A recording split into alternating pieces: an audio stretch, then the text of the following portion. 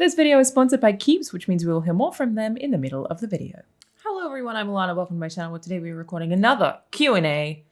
Clearly, I'm not at home, which is why this is happening.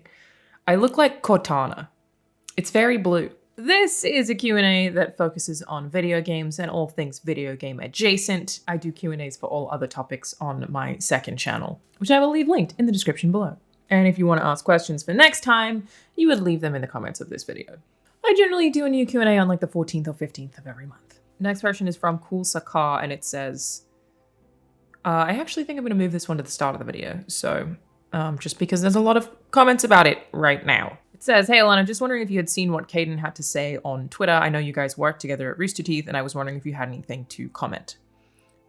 So for anyone who missed this, I'm happy to talk about it in support of Caden speaking up finally about a lot of stuff that I know bothered Caden for a long time. But I also know that a lot of my audience maybe doesn't know who Caden is or know much about Rooster Teeth in general, which is what this post is about. So basically, somebody named Matt got laid off or let go recently, and I know that Rooster Teeth are going through a lot of layoffs right now and restructuring right now, which I find to be very unsurprising. I feel like I knew that even when I was working there that was coming, but regardless, it still really sucks, and they've laid off a lot of very good people. I think some of them aren't even public yet, and instead of changing the workload, they've just made the remaining people have to take on those workloads and work harder. So like layoffs, but the people who've stayed just have to pick up that work. And layoffs of like really important structural roles, it seems like they are keeping people who have followers and laying off people regardless of how good they are at their jobs or how important they are at what they do and how important what they do is for the talent. It doesn't matter. If you don't have followers or you aren't on camera, they're just kind of laying you off. At least that's my perspective. I do not work there currently. I don't want to pretend to have the most informed perspective. So I think Matt being laid off and talking about how much that sucked, and he definitely got a lot of community support, prompted Caden, who also worked at Rooster Teeth from 2013 to 2020, I believe, to come forward about some of her experiences working there, including that she had a nickname when she originally worked at Achievement Hunter that was, I don't even know how to best say this, the F slur, it's a homophobic slur, that she was just called that as like a nickname, but then on camera they would call her Fugs as a way to get around saying that word, which I remember the day that she told me that. It would have been in 2020, I think maybe a week before I left the company. I had no idea that was the thing that was happening, and I was so shocked. I still don't have any other reaction other than just pure shock hearing that was a thing that happened to her when she was first at the company. But I never really asked for more detail, and I never asked for who said it. I just offered support, obviously, and listened. That's pretty much it.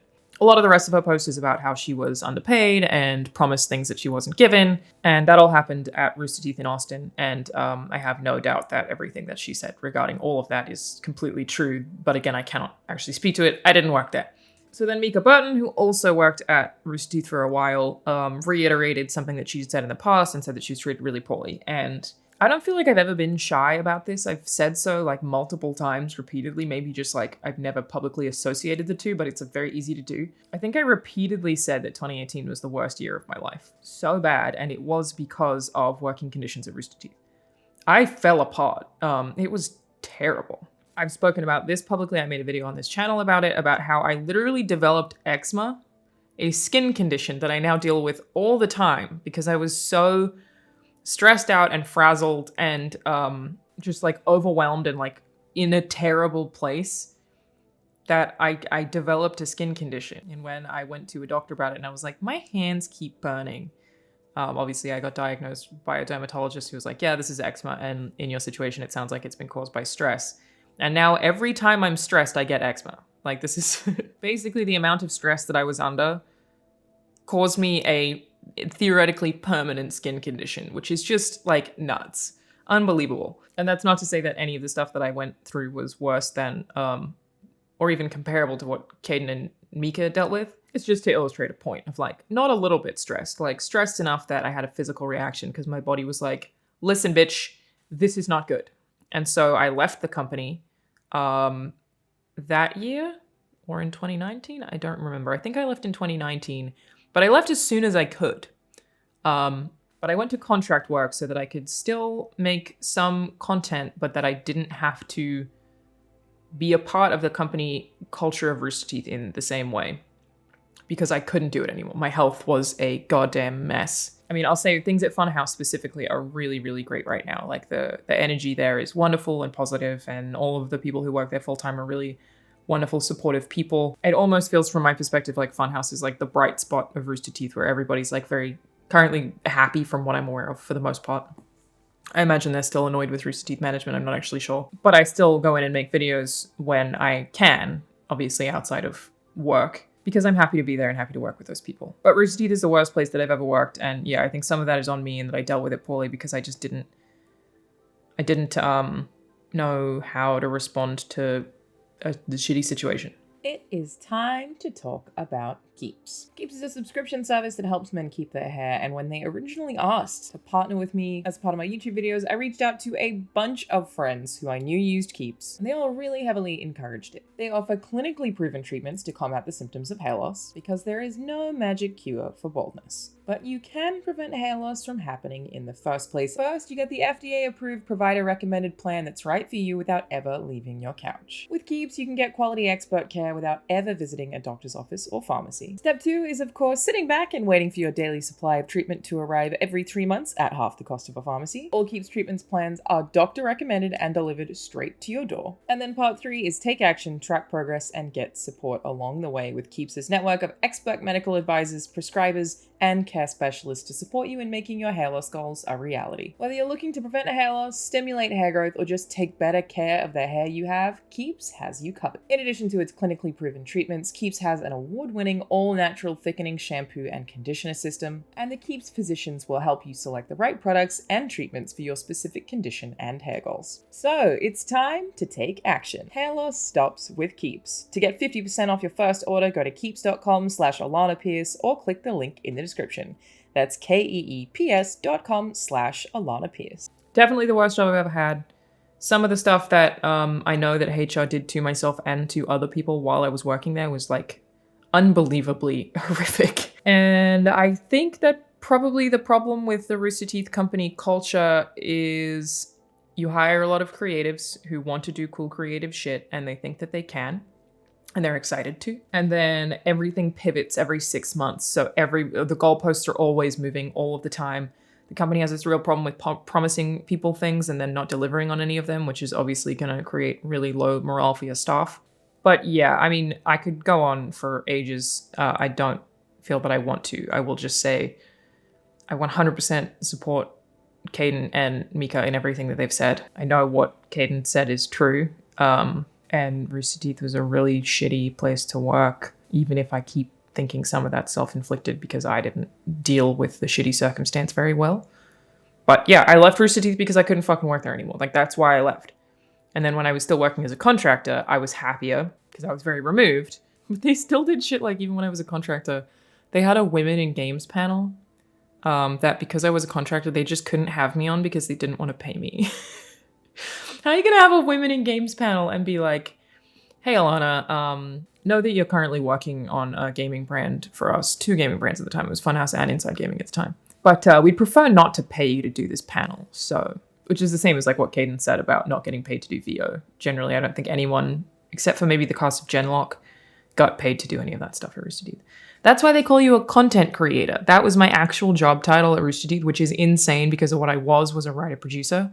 But they call you content creator when you work there so that you can do anything, so that your job titles are literally all types of production, so that they don't have to adjust what they pay you because content creator means that all duties are technically your job. So yeah, I don't know what else to say. I'll leave a link to both Matt and Caden's statements below, and I sure hope that Rooster Teeth gets better, but I think it is probably more likely that it will dissolve, and I do think it's been heading in that direction for a pretty long time. And there are a lot of people who work there that I really, really, really like, that I really hope go on to do better things. First question is from LLCoolTJ9, which I'm assuming is related to recent news that God of War Ragnarok has gone gold. The question says, Alana, can you define what it means in a digital age for a game going gold? So we announced last week, the week before, that God of War Ragnarok has gone gold. The digital age part is an interesting question because it's kind of not relevant. Gone gold basically means that the game is ready to be put on discs. It is a weird phrase. I don't know where it comes from because gone gold, like in other industries, tends to relate to sales. Probably a silly phrase, to be honest. Matthew Evans said, what do you think about the surge of battle passes? Seems like every multiplayer game offers them now. Do you invest or pass them up given your position on paying beyond the initial cost of the game? I have never bought a battle pass ever. And I will never buy a battle pass ever. It's not something that I am like a part of the community in video games that like I feel the need to yell at anybody because I know that won't change anything. I don't do microtransactions or battle passes or loot boxes or any of it. And I realize I'm so out of focus. That's a shame. Gilbert V said, so now that you've achieved becoming a dev, is there another goal career-wise for the next few or several years? Are you just cruising for the time being and learning as much as you can? Do you want to work your way up the career ladder? Do you see yourself going back to journalism? I'm definitely never going to go back to journalism. There's no way. I'm very happy working at Santa Monica Studio and can't see myself leaving anytime soon. I have no interest in going up the career ladder. I don't want to be a manager. I've done it before and it's not fun. I just want to write. And you only get to do that if you stay a writer. I did just get promoted, though. I am no longer a junior writer. I am now just a writer, a mid-level writer. So that's cool. And I feel like definitely in line with the work that I do is not that of a junior writer. I don't really have any other career goals right now. There are things that I want to do outside of work that I hope to do more once Ragnarok ships. I intended to make one short film a year, but that just didn't happen this year. Hopefully I can pick that back up and do more of that and start working on more other cool stuff. Like I got an offer to work on a comic that I would have loved to have done, but just didn't think I had the time or mental energy.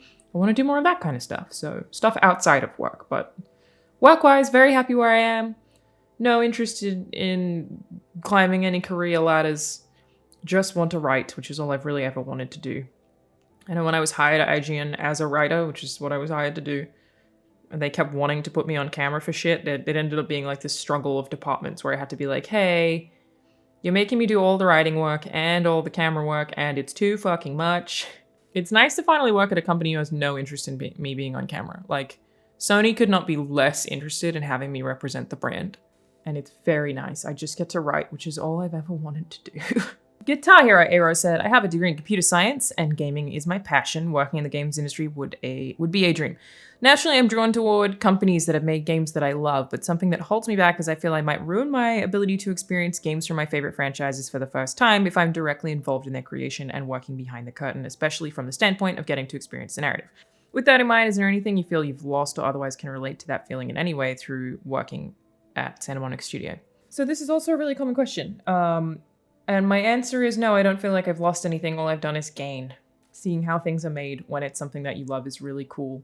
And because of the size of a studio, you get to see what other departments are working on, like in small bursts. And it's like every week there's some really cool reveal of something that somebody did that's like, oh, that's awesome. And I think you get that experience so frequently that it's like better than having it all in one sitting when a game comes out.